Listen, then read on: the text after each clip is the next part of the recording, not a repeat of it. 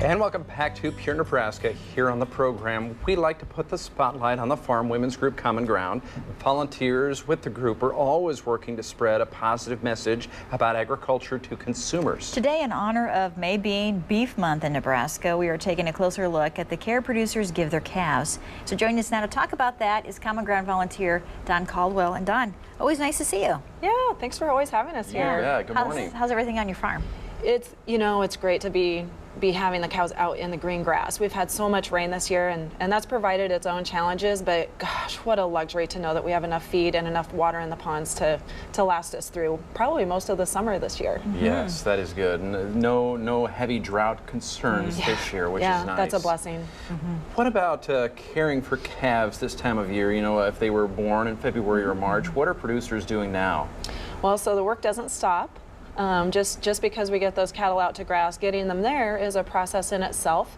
Much like when we turn children into a new environment, we have to turn calves into a new environment. They've been with their moms in the calving facilities, whatever each particular ranch has for that, whether it's pens or a pasture. And so sending them out to grass, then we give them some shots for certain diseases, blackleg, for instance, so respiratory diseases, pink eye. We want to vaccinate against all of that stuff, so hopefully we don't have to use medicine down the road to treat them. So we give every calf a shot before it goes. Many places brand. You hear a lot about ranch brandings going on this time of year. Right? Usually. Yeah, a lot of times in May. Some will go into our calf working day at our house already, and a lot of neighbors get together and get a lot of work done in a short time and then have a good time socializing. I bet. That's good. Well, what are the calves eating? Are they still nursing a little bit? They're nursing their mom, yep, and they will nurse their moms, and they've started nibbling on grass and hay, but they will nurse their moms up through September, October, whenever people wean,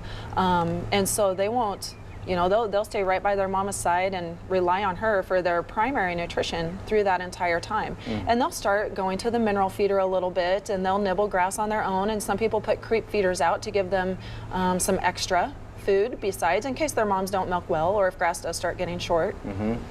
What is a challenge or challenges when it comes to weaning? Are there challenges to it? Of course there are. So just think about when we send our kids off to college. There's that step, and so we're sending those calves to college, if you will, or sending them to junior high, and we have to get them eating completely on their own. So there's no longer the pacifier there. There's no longer mom putting the food on the table. They have to figure out where it is on their own.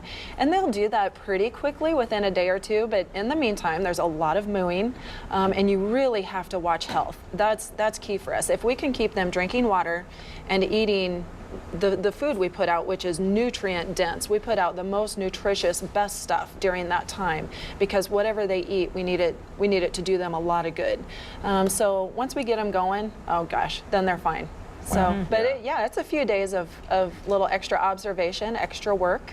Missing mommy. Definitely, yeah. So summertime is the best though. Gosh, those little calves running around out in the grass and following moms and running the races. They'll run races beside each other with their tails in the air. It's a lot of fun to watch. Yeah. Well, May is Nebraska Beef Month. Yes. So appropriate we're talking about it, and it's good to kind of remember the amount of work that goes into raising beef products in Nebraska. There's a lot of planning, so the other thing that's happening on many ranches right now is breeding season.